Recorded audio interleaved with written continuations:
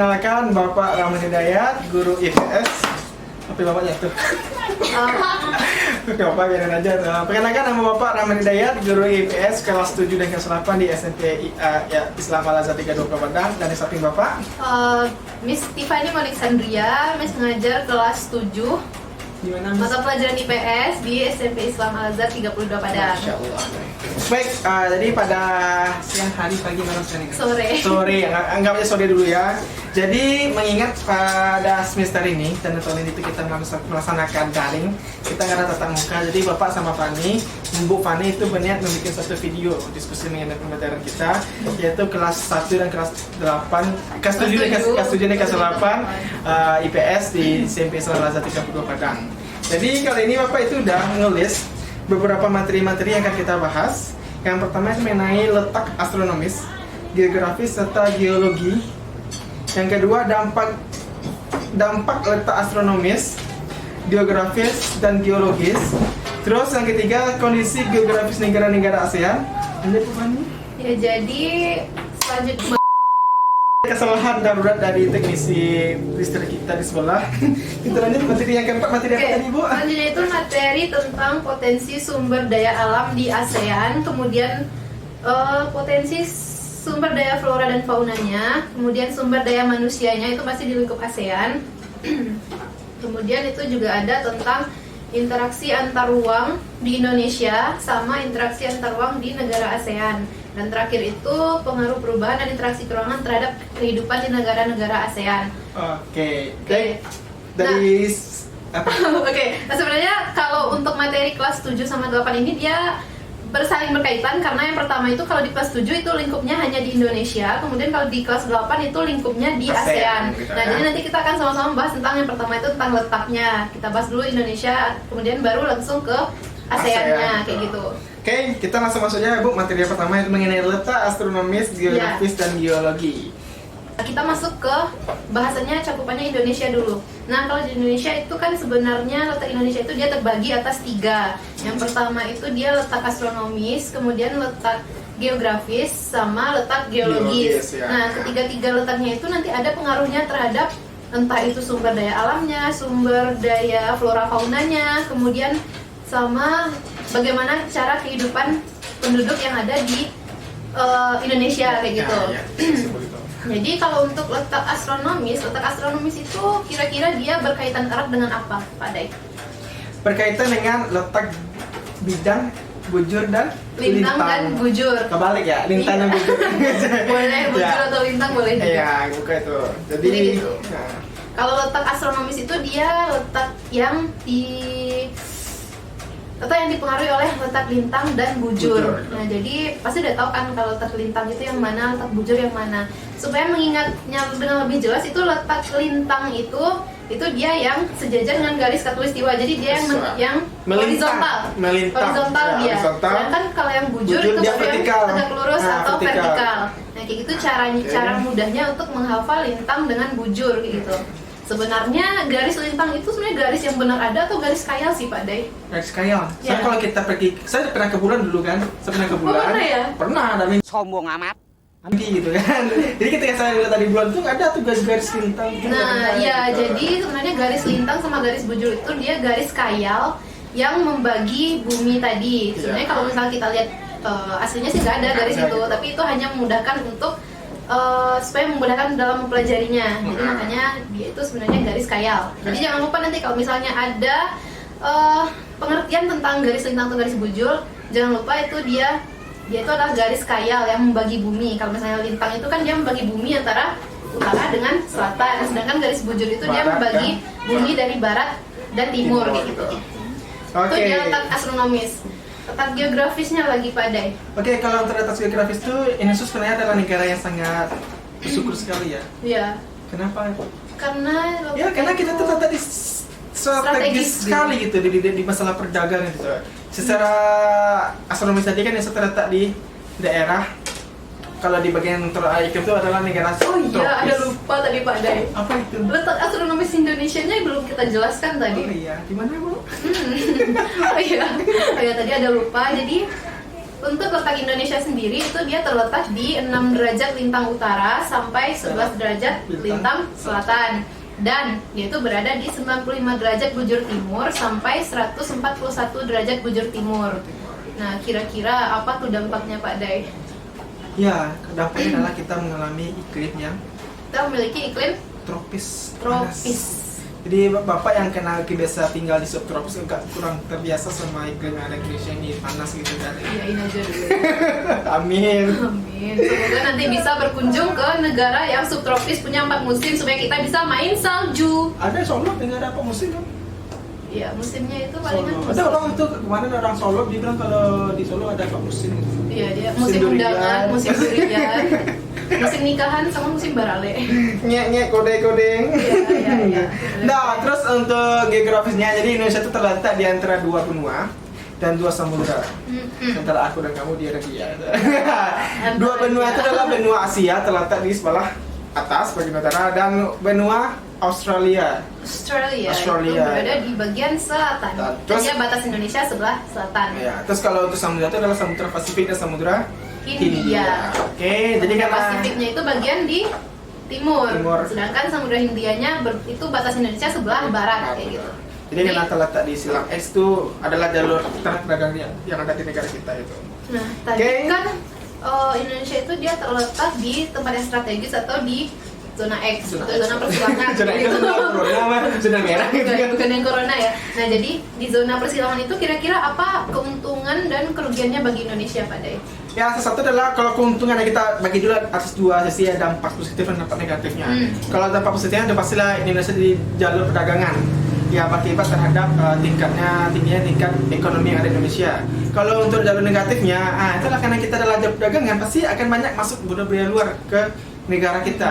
Kalau misalkan negara kita, bukan negara kita, kalau misalkan masyarakat kita tidak bisa memilah, masuk budaya A diterima aja, masuk budaya B Tanpa diterima difilter aja. dulu Tanpa ya, difilter dulu ya. Akhirnya gimana?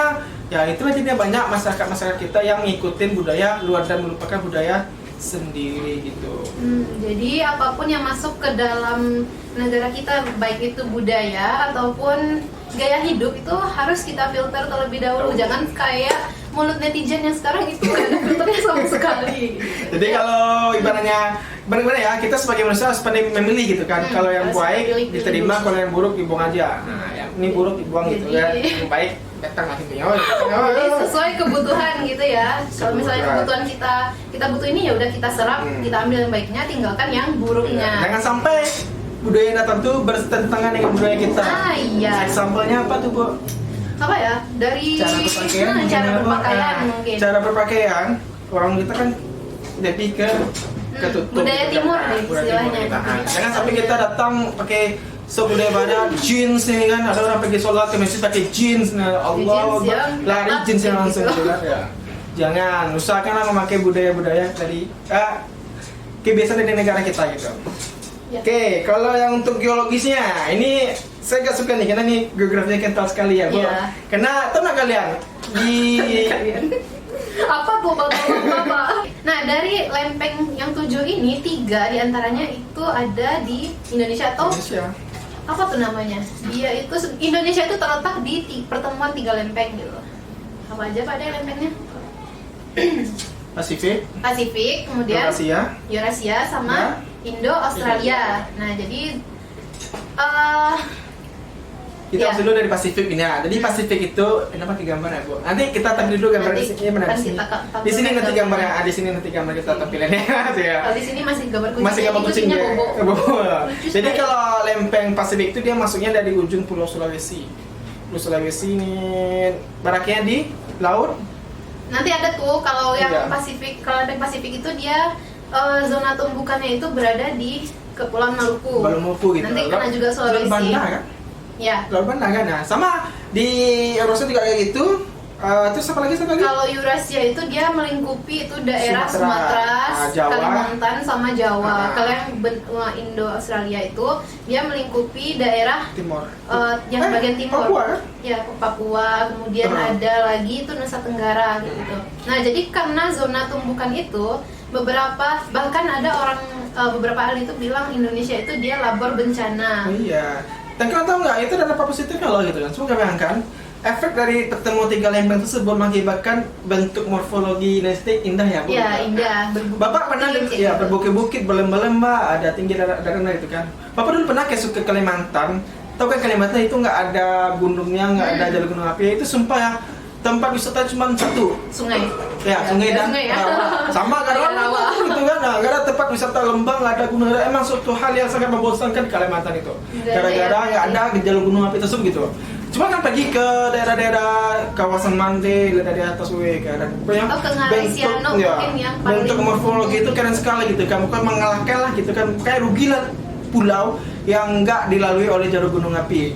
Nah, selagi bentuk alamnya yang indah juga mengakibatkan kesuburan bagi tanahnya ya Bu. Tanahnya itu kaya akan sumber mineral, makanya di beberapa zona tumbukan itu dia kaya akan bahan tambang.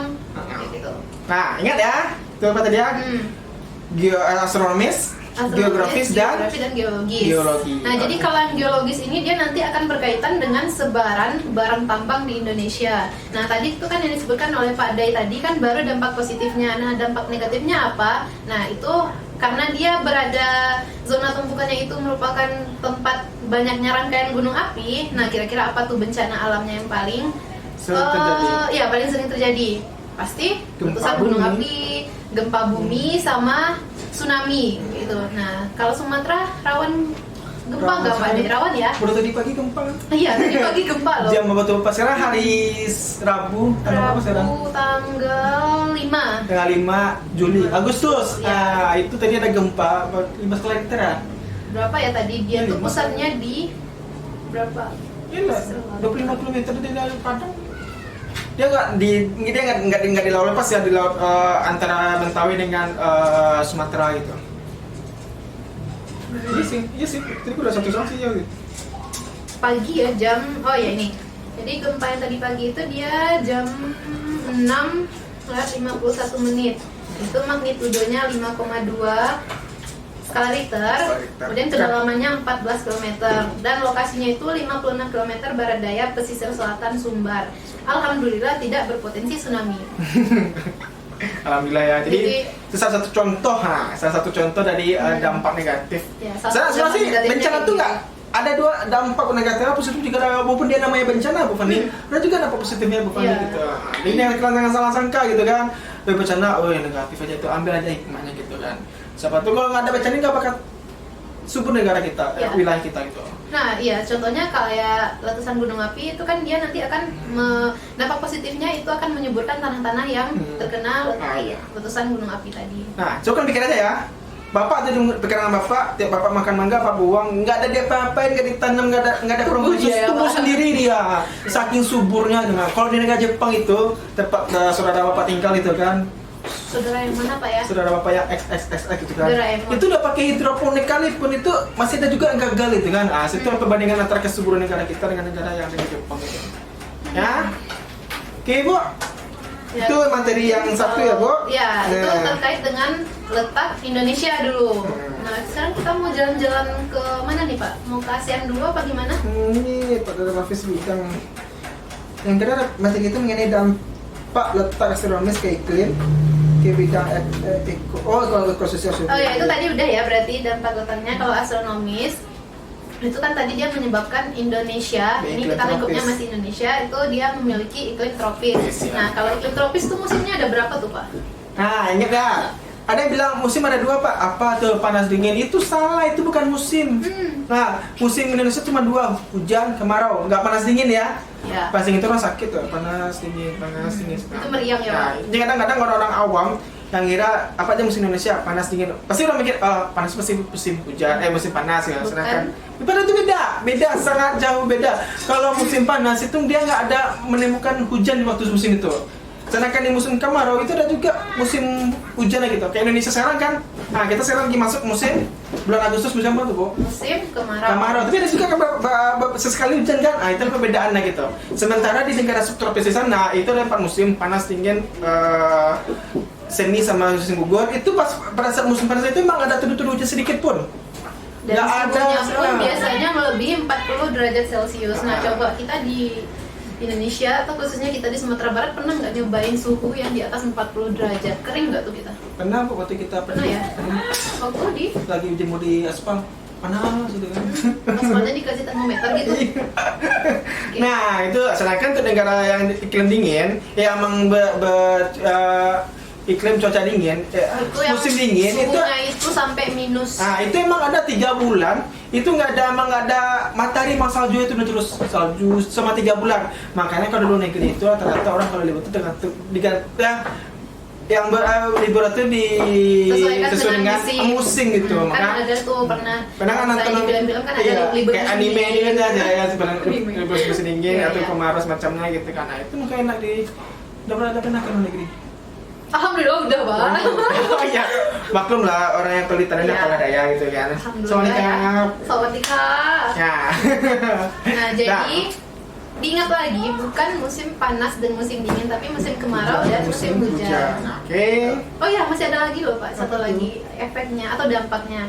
Jadi kira-kira kita ini punya berapa zona waktu nih Pak di Indonesia? Tidak, saya 2 kan enak kan 2. Saya Nah, tapi kan kan ada 3 aja Beda lebih 3 gitu. Jadi kita punya 3 Zona zona waktu waktu. di Indonesia. Wait. Wita. Jadi WIB atau WIB itu waktu Indonesia Barat. Barat, kemudian WITA itu waktu Indonesia Indonesia bagian Tengah. tengah, dan WIT itu Masa Timur. ya Indonesia bagian timur. Nah, jadi kalau WIP itu apa aja, Bu? Sumatera, Itu Jawa, termasuk Sumatera, Jawa, Jawa, dan Kalimantan. sama sebagian Kalimantan. Kalimantan. Sebagian, Bu? Ya, sebagian cuman. Bali masuk apa tuh, Bu? Tengah. Bali itu dia masuk ke waktu Indonesia bagian tengah. Sama dengan Nusa Tenggara ya. Sama dengan Nusa Tenggara. Terus kalau untuk di sini dulu. Ini berapa menit ini, Bu? Udah parah tuh. 17 apa 12 itu? 17 menit kayaknya tuh. Iya, 17. Oke. Itu adalah pembahasan materi kita yang nomor 1 dan nomor 2. Ya. Terus oke. Jangan lupa buat siswa-siswa semuanya, anak-anak semuanya jangan lupa cuci tangan. Social distance minimal 3 apa nih? Social distancing. Kira-kira ada lah ya 1 meter. Ada lah, bahasanya 1 meter dulu kan. Jangan lupa cuci tangan, social distancing, sosial. Apa lagi? Pakai masker jangan lupa. Ini Oh, iya, ini iya. kebetulan dengan Bapak lagi di ruangan yang antivirus ya. Ini udah ada alatnya untuk Karena ini menghilangkan untuk virus. kepentingan bikin video juga. Kan nggak suka kalau Bapak tutup mulut loh. nggak jelas. Nggak jelas maka Bapak sengaja nggak pakai masker itu. Oke, jangan lupa ya dengan ada yang keluar rumah selalu jaga diri dan kesehatan. Oke, terima kasih. Jangan lupa kita kasih PS. Jangan lupa kerja coba menyimak pelajaran IPS-nya. Oke. Karena sebenarnya IPS ini santai ya Pak Day. Minggu pengaturan Santai. itu Ibu. Oh, santuy. Oke. Ya, itu ya. Karena IPS ini kan dia dekat dengan kehidupan kita juga. Sosial. Sosial. Kita sendiri ya, objeknya itu kita sendiri gitu kan interaksi. Oke, sekian terima kasih. Oke. Atau Bapak mau nutup dengan pantun? Bisa berpantun Bapaknya. Tidak bisa ya Bapak. Oh ya udah, berarti kita akhiri dengan Wassalamualaikum Assalamualaikum warahmatullahi wabarakatuh. Kita syutingnya di Caproom loh. Jangan lupa kunjungi. Kan haus